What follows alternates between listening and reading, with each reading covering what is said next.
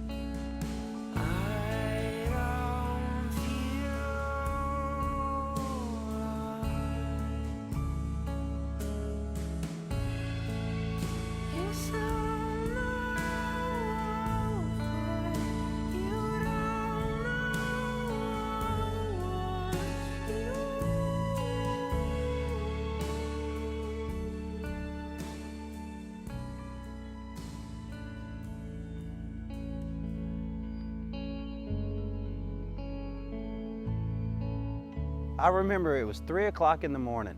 In the middle of the night, we were sound asleep. My kids were in their bed, and there was a knock at a door. And I went downstairs to the door, and we stayed on the outside. I think the door was locked, but there was no peephole to see who it was. And I said, "Who is it?" And it was a strange voice. A lady said, "It's me," and she gave her name, and she said, "And I have your daughter." My daughter was 5 years old at the time. And she goes, "I have your daughter outside here. I have her with me." And I said, "Ma'am, that's not true. I put my daughter in the bed earlier. She's sleeping." And she responded, "No, sir, I think I have your daughter."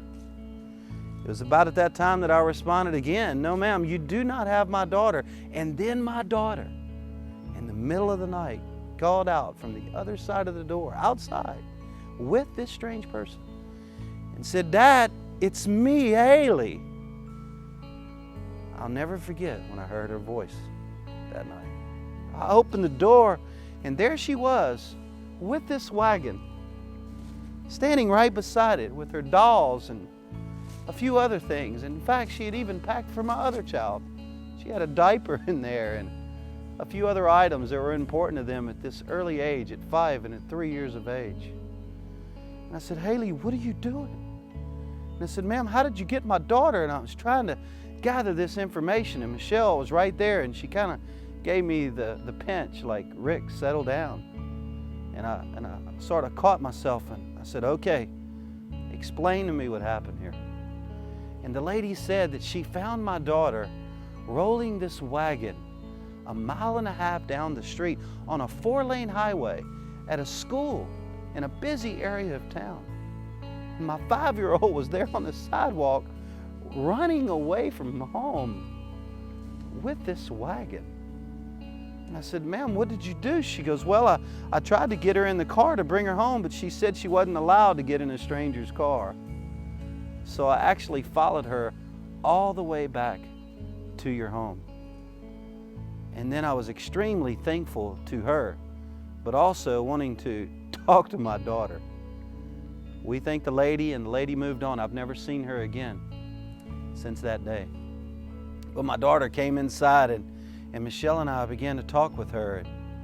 And you could tell that she knew that she had disappointed us, and she was disengaged, and she knew that she hurt us.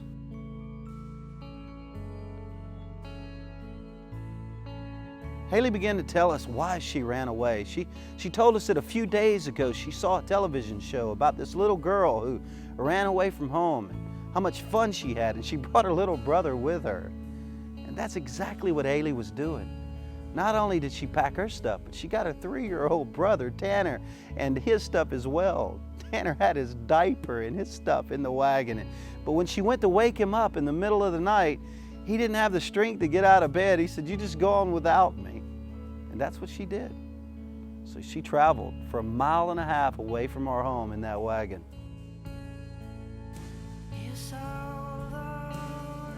Michelle and I were talking for days. What would we have done if she wouldn't have come home? We would have never known what happened to her.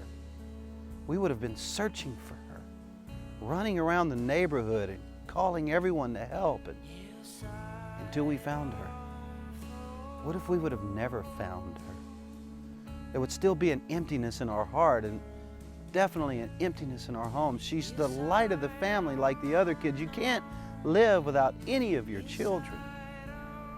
That's precisely what I think God meant when He said that a good shepherd may have 99, but one is missing, and He's going to go out there and find him, search for her until they are found. Michelle and I noticed something very unusual about Haley over the next few days after she returned home. And that was she felt condemned. She didn't really feel worthy to talk with us. And she was very quiet and very distant for a few days.